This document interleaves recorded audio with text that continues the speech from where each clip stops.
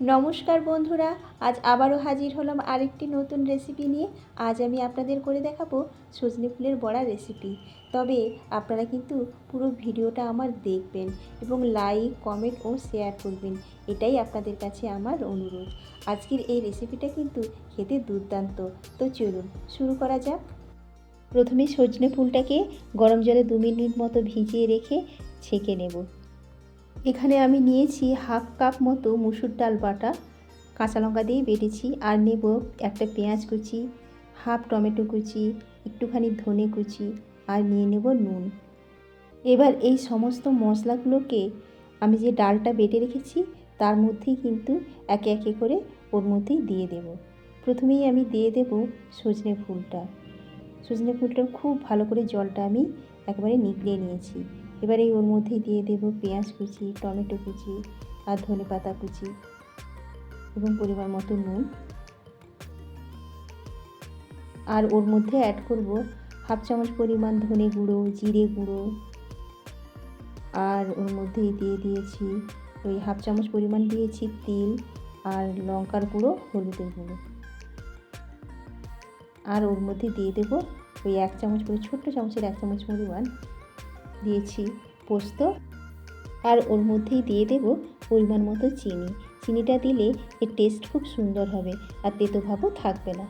আর বেশ ভালোভাবে এটাকে মেখে নেব ডালটার সাথে। ডালটা আমার মাখা হয়ে গেছে। এবার একটা তাওয়ার মধ্যেই দিয়ে দেবো পরিমাণ মতো একটু তেল। তবে আমি এটা ডিপ ফ্রাই করব না, আমি এটা শ্যালো ফ্রাই করব। এবার তেলটা ভালোভাবে গরম হয়ে গেলেই ওর মধ্যেই এবার কিন্তু আমি একে একে বড়ার আকারে ডাল বাটাটা দিয়ে দেব। ছোটো ছোটো করেই বড়ার আকারে এটা আমি তাওয়ার মধ্যেই দিয়ে দেব। আর এই মুসুর ডাল দিয়ে এই সজনে ফুলের বড়া খুব সুন্দর খেতে লাগে। এমনি তরকারিতেও তো ভালো লাগে, সাথে কিন্তু এই মুসুর ডাল দিয়ে যখন এই বড়াটা খাবেন তখন আরও সুন্দর লাগে খেতে। আপনারা বাড়িতে অবশ্যই ট্রাই করবেন, দেখবেন খুব ভালো লাগে।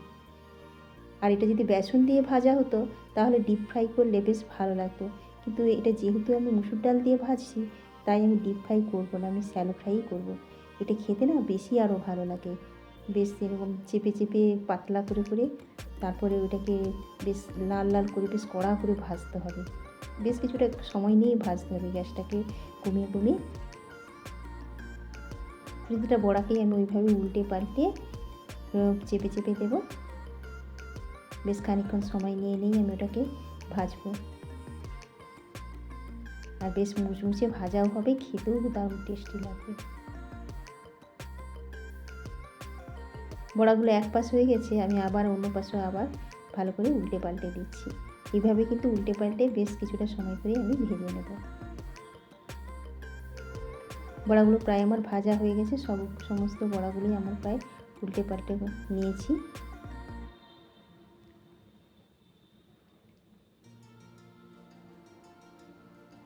এবার এই বড়াগুলোকে আমি আরও কিছুক্ষণ সময় ধরে একটু চেপে চেপে দেব।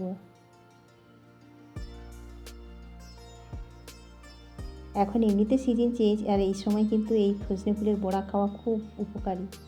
আপনারা পারলে অবশ্যই এই সজনে ফুলের বড়া খাবেন, আর এখন প্রচুর পাওয়া যায় বাজারে।